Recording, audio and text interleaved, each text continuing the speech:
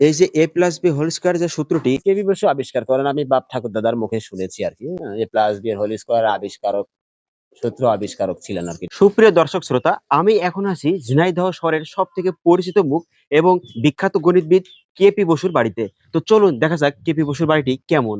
যার নাম কেপি বসু এবং পুরো নাম কালীপদ বসু।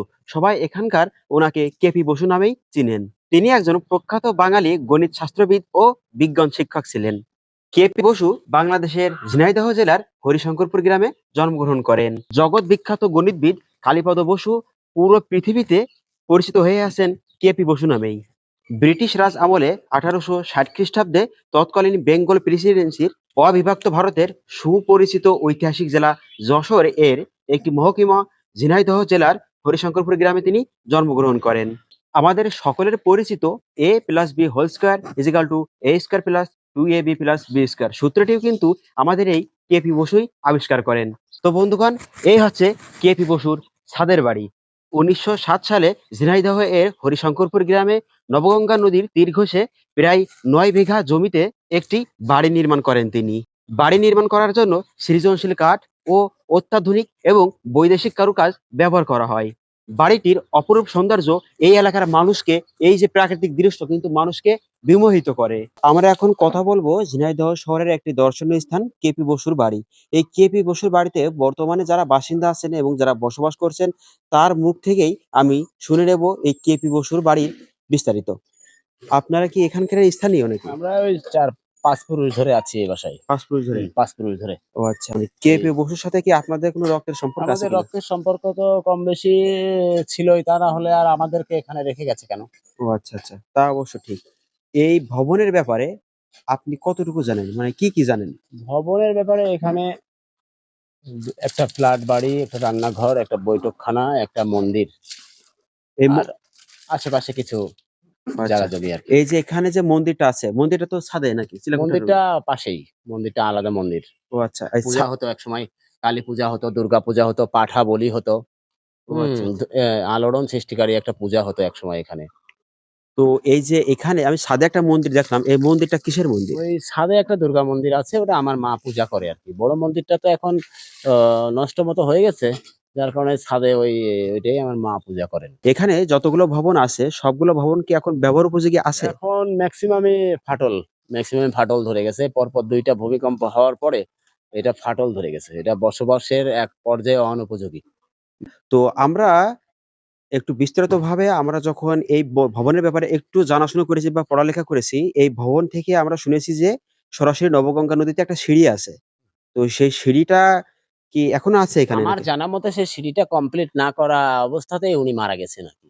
হুম। ও আচ্ছা, তার মানে উনি মারা যাবার পরে সেই সিঁড়ির কাজ আর সম্পূর্ণ করা হয়নি। সম্পূর্ণ করা হয়নি। বাড়িতে আমি বাবা ঠাকুরদাদার মুখে শুনেছি যে বাড়িটাও নাকি প্রাচীর দেওয়ার কথা ছিল আরকি। কিন্তু বাড়িতেও তো কোনো প্রাচীর-টাচীর দিতে পারেনি আরকি। হঠাৎ মারা গেছেন উনি। ও আচ্ছা। এই ভবনটার বয়স আনুমানিক কত হতে পারে তা বলে মনে হয়? 150 বছর মতন হবে। ১৫০ বছর হুম, মতো। ও আচ্ছা, আচ্ছা। হুম। তো এই ভবনটা বা এখানকার যতগুলো জায়গা জমি আছে, টোটাল কতটুকু জায়গা জুড়ে এই ভবনটি আছে? এইটাই বিঘা ৩ ৩ বিঘা আনুমানিক আরকি, ৩-৪ বিঘার উপরে আছে তা। আ ও আচ্ছা। আপনারা এখানেই থাকেন। তা আপনার পেশাটা কি? আমি ওই যে কোনরকম গ্রাম্য পল্লী চিকিৎসা করে জীবন জীবিকা নির্বাহ করি। তো এই যে এখানকার টোটাল যে জায়গাটি, এই যে ভবন দেখতে পাচ্ছি খুবই আকর্ষণীয় এবং সুন্দর একটি ভবন। যদিও প্রাচীন এবং জরাজীর্ণ অবস্থায় রয়েছেন। তো এই যে জায়গাটি বা এই ভবনটি এটা কি সরকারের খাতে জমা হয়েছে বা এটা তারা তো দখল করে নিয়েছে কিনা? সরকার দখল করেনি, তারপরেও সরকারেরই তো সব। সরকারেরই সব। তার মানে এটা আপনারা চাইলে ভাঙতে পারবেন না এরকম না, না, কিছু? না, না, আমরা তো এখানে নষ্ট করতে আসিনি। আমরা এখানে প্রদীপ জ্বালাতে এসেছি। যতদিন বেঁচে আছি, যতদিন প্রদীপ জ্বালাবো, যাতে এই বাড়িটা একটু প্রদীপ জ্বলে। এটাই আমাদের কামনা আরকি। তাহলে এটা হচ্ছে একান্ত সরকারের ব্যাপার। তবে এখানকার বসবাস করা তো বেশ ঝুঁকিপূর্ণ বলে আমার মনে হয়। আপনারা তো মনে হয় এই ভবনে বসবাস করেন নাকি? হ্যাঁ, আমরা একটু ঝুঁকিপূর্ণর মধ্যেই থাকি আরকি। ঝুঁকিপূর্ণ আছে। আচ্ছা। তো যদি সরকার কখনো এটা কোনো ব্যবস্থা না করে দেয় বা এই ভবনগুলো যদি সংরক্ষণের ব্যবস্থা না করে, এটা তো আপনাদের জন্য বসবাস করা খুবই ঝুঁকিপূর্ণ একটা ব্যবস্থা। ঝুঁকিপূর্ণ একটা তো অবস্থা। এইটা জন্য আপনাদের তো নিজেদের সমাধানের ব্যবস্থা করে নিতে হবে যদি সরকার ব্যবস্থা না করে। তো সেক্ষেত্রে আপনাদের পরিকল্পনা কি? আমাদের পরিকল্পনা তো অর্থনৈতিক অবস্থা ভালো না। এই কোনরকম দিন আনা দিন খাওয়া। হুম, ও আচ্ছা। তো বুঝছেন? যেহেতু এটা আপনাদের নিজেদের অর্থায়নে করতে হবে সুতরাং সেক্ষেত্রে যদি এই জায়গাটির ভেতরে এটা তো মনে হয় বর্তমানে সরকারের খাতেই রয়েছে এই জায়গাটি। তো এই জায়গার ভেতরে যদি আপনারা নিজস্ব বাসস্থান তৈরি করেন তাহলে কোনো সমস্যা হবে বলে আপনারা মনে এটা করছেন কিনা? আপনার হবে কিনা সেটা ঊর্ধ্বতন কর্মকর্তার সাথে আলোচনা সাপেক্ষে সেটা যদি সম্ভব হয়। এখানকার যে বাড়িটা যেহেতু এটা অনেক পুরাতন একটা ভবন, সুতরাং এখানে কোনো প্রকার আপনারা সমস্যার সম্মুখীন হন কিনা বসবাস করতে? না, বসবাস করতে তেমন কোনো সমস্যার সম্মুখীন হই না। এই আরকি পাহারা দিই সকাল সন্ধ্যা।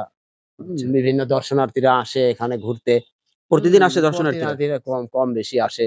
সব দর্শনার্থী তো আর সমান হবে না। কিছু দর্শনার্থী দেখা যাচ্ছে ইট ভাঙতে শুরু করলো, লোহা খুলতে শুরু করলো। সবাই তো আর সমান হবে না। হ্যাঁ?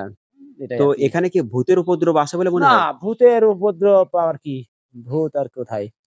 না, হুম। অনেক আমি দেখেছি অনেক এরকম পুরাতন জমিদার বাড়ি বা পুরাতন এরকম যেগুলো বসবাস স্থান আছেন, তো এই বসবাস স্থানগুলোতে কিন্তু ভূতের উপদ্রবের কারণে অনেক মানুষ সেই ভবনটি ছেড়ে মানে চলে যায় না, আরকি। তেমন কোনো ভূতের ওরকম পাইনি, নিদর্শন পাইনি আরকি। মেলা দিন ধরেই তো আছি। ও আচ্ছা। এখানে যে কেপি বসু বা কালীপদ বসুর যে বাসা এটা, উনার পিতা, উনার পিতা কি এখানকার জমিদার গোছের কিছু ছিলেন? না, আমার জানা মতে উনি জমিদার ছিলেন না। উনি ঢাকা কলেজের লেকচারার ছিলেন। হ্যাঁ? এ প্লাস বি এর হোল স্কয়ার আবিষ্কারক, সূত্র আবিষ্কারক ছিলেন আরকি। ঢাকা কলেজে উনি লেকচারারি করতেন। এই যে a+b² যে সূত্রটি এটা কে আবিষ্কার করেন? এটা কেবি বসু আবিষ্কার করেন। আমি বাপ ঠাকুরদাদার মুখে শুনেছি আরকি। হুম? ও আচ্ছা, কেপি বসু নিজের আবিষ্কার হচ্ছে a+b² = a² + 2ab+b²। হ্যাঁ, আচ্ছা, একটা সূত্র আবিষ্কার করেছিলেন। উনি ঢাকা কলেজে প্রফেসরি করতেন। বেশ ভালো লাগলো আপনার সাথে কথা বলে। আপনাকে অনেক ধন্যবাদ জানাই। আপনারা এতক্ষণ দেখলেন ঝিনাইদহ জেলার ঝিনাইদহ সদর উপজেলার হরিশঙ্করপুর ইউনিয়নের হরিশঙ্করপুর গ্রামেই একটা অতি প্রত্নতাত্ত্বিক নিদর্শন একটা বাড়ি। এইটা এই হরিশঙ্করপুরে এই বাড়িটিকে কেন্দ্র করেই কিন্তু এই ইউনিয়নের রাজধানী বলা হয় কিন্তু এই হরিশঙ্করপুরকে। আপনারা চাইলে এই হরিশঙ্করপুরে আসতে পারবেন।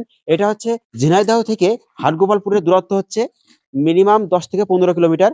আর এই ১০ থেকে ১৫ কিলোমিটার দূরে হাটগোপালপুর থেকে ৩ থেকে ৪ কিলোমিটার ভিতরে আমাদের এই হরিশঙ্করপুর গ্রাম। আর এই হরিশঙ্করপুর গ্রামে কিন্তু আপনারা আসলেই দেখতে পাবেন এই অতি আকর্ষণীয় এবং সুন্দর ভবনটি। জানা যায় কেপি বসু ১৮৬০ সালের দিকে হরিশঙ্করপুর গ্রামে জন্মগ্রহণ করেন। তার বাবার নাম মহিমাচরণ বসু। নিজ গ্রামের পাঠশালাতে হাতেখড়ি হয় তার। বাল্যকাল থেকে গণিতে অসাধারণ কৃতিত্ব দেখান তিনি। গ্রামের পাঠশালার শিক্ষক নাসিম বিশ্বাসের কাছ থেকে জটিল অঙ্কের সমাধান করার শিক্ষা গ্রহণ করেন তিনি।